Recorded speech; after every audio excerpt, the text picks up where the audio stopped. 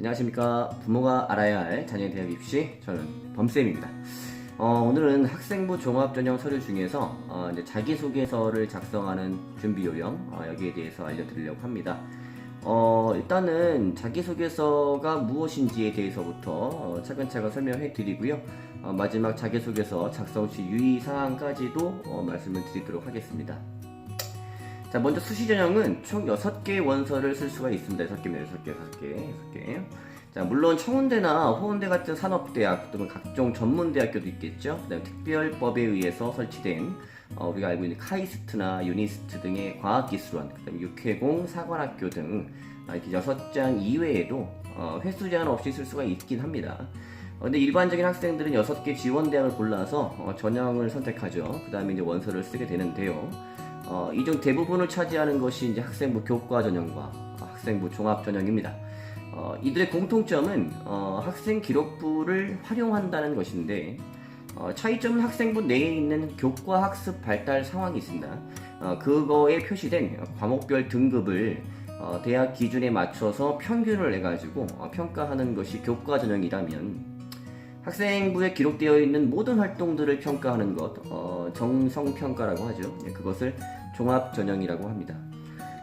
자기소개서는 이제 보통 학생부 종합전형에서 요구하는 서류인데요. 유일하게 학생 스스로가 작성하는 서류가 됩니다. 지원자가 누군지 자기가 안내하기 위해서 이제 지원자 본인이 작성하는 핵심 서류인데요. 일단은 뭐 자기소개서는 자신의 경험을 더 분명하게 강조하면서 이제 자신 단점 이런 것들을 이제 보완할 수 있는 기회가 되겠죠. 정해진 분량이 있습니다. 정해진 분량 안에서 자신의 특징을 요약해서 학생부나 이제 추천서 등의 서류를 이제 보완해주는 자기소개에 대해서 이제는 좀 더 깊게 알아보도록 하겠습니다. 자, 자소서 작성할 때는 이제 그 공통문항 3가지와 대학별 자율문항 1가지로 구성이 되어 있어요. 근데 공통문항만 기록하게 하는 학교도 있지만 결국에 면접에서 대학 자율문항의 핵심인 지원 동기를 물어보지 않는 학교는 거의 없다고 봐야 되겠습니다. 그래서 4개를 모두 살펴봐야 되는데, 자세한 문항별 작성법은 다른 영상, 다음 영상에서 이제 소개해 드리도록 하고요. 먼저 1번을 설명해 드리겠습니다. 고등학교 재학 기간 중에서 학업에 기울인 노력, 그 다음에 학습 경험에 대해서 그걸 통해서 배우고 느낀 점을 천자 이내로 기술하는 건데요. 학업 수행 능력을 보겠다는 거죠. 이 학생을 뽑으면 우리 대학에서 가르치는 어떤 그 전공과 교양 과목들을 소화할 수 있는 능력이 되느냐, 이제 이것이 핵심입니다. 다음 2번인데, 고교 재학 중에서 본인이 의미를 두고 노력했던 교내 활동을 통해서 배우고 느낀 점을 중심으로 이제 기술을 하는 것이에요. 1500자, 가장 좀 길다고 볼 수 있는데, 이 학생이 지원한 학과의 전공에 대해서 사전 준비를 그동안 어떻게 해왔는가, 전공적 합성을 좀 보고요. 더 나아가서 이제 발전 가능성까지를 이제 평가하려고 하는 것이죠. 3번은 학교 생활 중에서 이제 배려, 나눔, 협력, 갈등 관리입니다. 이걸 실천한 사례를 들고 그 과정에서 배우고 느낀 점을 서술하게 하는 건데요. 자, 위 4가지 인성 판단 기준, 그러니까 그 배려, 나눔, 협력, 갈등 관리죠. 이런 것들은 결국에 타자와의 관계입니다. 그러니까 나 아닌 다른 사람과의 관계인데, 즉 사회적인 인성을 어떻게 형성해 왔는지에 대해서 평가하려고 하는 것이죠. 자, 마지막 4번 대학별 자율문항이라고 보여지지만 대부분 지원 동기나 이제 향후에 대학에 입학했을 때 학업 계획에 대해서 물어보게 됩니다. 자, 그러면 이 자기소개서 글을 어떤 식으로 구성을 해야 되는지에 대한 고민을 많이 하고 계실 거예요. 자, 일단 먼저 간략하게 요약을 해드리게 되면, 보통 지적 호기심을 느끼는 부분부터 출발을 합니다. 그래서 지적 호기심을 어떻게 느꼈고 그러니까 그것을 해결하는 방법으로 나는 이런 과정을 겪어왔으며 그 다음에 그 과정을 통해서 어떤 부분을 배우고 느꼈다라고 하는 것이죠. 그 세 단계가 기본적인 틀이 될 것이고 여기 더 나아가서 추가적으로 연계 활동을 한 것이 들어가면 더 좋습니다. 그 연계 활동을 통해 또다시 배운 점과 느낀 점으로 결론을 내시게 된다면 이제 글의 구조가 5단계로 구성이 되겠죠. 네, 그렇게 해가지고 매 항목마다 이제 작성을 하시면 될 것 같아요.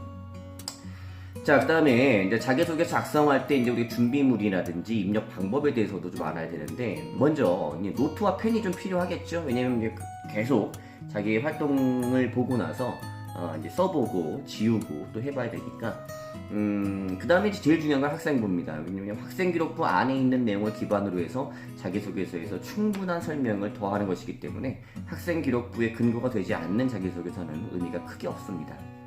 그래서 학생부는 3학년 1학기까지 완료된 것이면 좋고요. 1, 2학년 학생들이 연습서만 하시는 거라면 겨울방학 때 한 학년이나 2개 학년이 끝난 다음에 그 활동이 모두 기록된 그 학생기록부를 가져다가 보시면 될 것 같아요.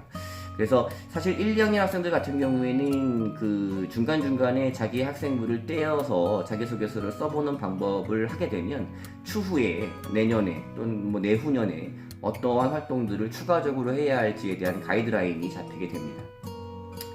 자, 근데 중요한 건 이제 컴퓨터에서 컴퓨터 화면을 열고 그 다음에 웹에 들어갑니다. 그래서 이제 인터넷 화면을 연 다음에 뭐 포털 사이트에서 UA 어플라이나 진학사 어플라이를 이제 검색을 해가지고 들어가죠. 물론 고3 학생들 같은 경우에는 뭐 대다수가 아니 전원이죠. 전원이 모두 다 이제 회원가입이 되어 있는 상태일 것이고 회원가입을 하시게 되면 수시 6개 지원 원서를 쓸 수 있는 화면이 나오게 되죠. 그 지원 화면 2에 들어가게 되면 작성을 하다가 자기소개서를 쓰는 란이 있습니다. 그래서 거기다가 이제 쓰게 되는데 이건 이제 워드로 친다는 거죠. 그래서 워드로 입력하는 것이기 때문에 각자의 PC에 이제 한글 문서로 미리 써본 자기소개서를 타이핑을 하고요. 그 다음에 글자 수와 맞춤법 등을 검토한 다음에 복사 붙여넣기를 하게 됩니다. 자, 붙여넣기를 하더라도 이제 끝까지 잘 읽어보시고 이제 오류를 확인할 수 있어야 되거든요. 오류 확인한 다음에 이제 저장을 눌러서 이제 놔두시면 이제 원서가 들어가고 자기소개서가 입력할 수 있는 기간이 보통 이제 하루나 이틀 정도가 이제 더 주게 되거든요. 그럼 자연스럽게 이제 업로드가 되면서 수시 지원 원서를 작성하는 것이 완료가 되게 됩니다. 자, 그 다음에 이제 유의사항에 대해서 좀 말씀을 드릴게요. 물론 대교협 홈페이지에 들어가 보시게 되면 대교협입니다. 대학교 협의회라고 하는 건데 여기 들어가 보게 되면 자세히 나옵니다. 근데 가장 범하기 쉬운 오류가 뭐냐면 부모님의 직업을 자꾸 써요. 나는 뭐 아버지가 의사였는데 의사의 영향을 받아가지고 이러이러한 부분에 뭐 노력을 했으며 이게 나옵니다.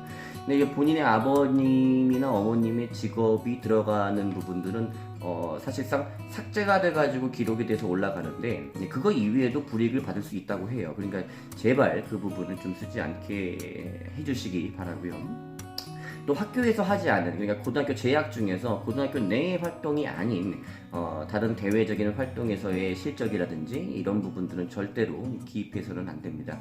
뭐 올림피아드라든지 이런 여러 가지 굵직굵직한 대회들에 참여했다고 해서 그건 본인이 스스로 그냥 나는 그런 활동을 했구나라고 하는 만족감으로 끝내시는 거지 자소서에는 쓰면 안 돼요. 자, 일단 뭐 지금까지 자소서 작성 준비라는 주제를 좀 알려드렸는데요. 다음 영상에서는 항목별 작성법 1번, 2번, 3번을 쓸 때에 학생기록부에 어떠한 항목을 가져다 써야 되는 것이고 어떻게 연계를 하며 독서와 또 어떻게 연결하는 것인지에 대해서 알려드릴 테니까 더 많은 시청을 좀 부탁드리고요. 구독과 좋아요를 버튼 누르시고 댓글로 메일 주소를 좀 남겨주시면 제가 그 면접 대비 자료를 9월경에 양질의 면접 대비 자료를 보내드리는 것을 약속드리도록 하겠습니다. 네, 감사합니다.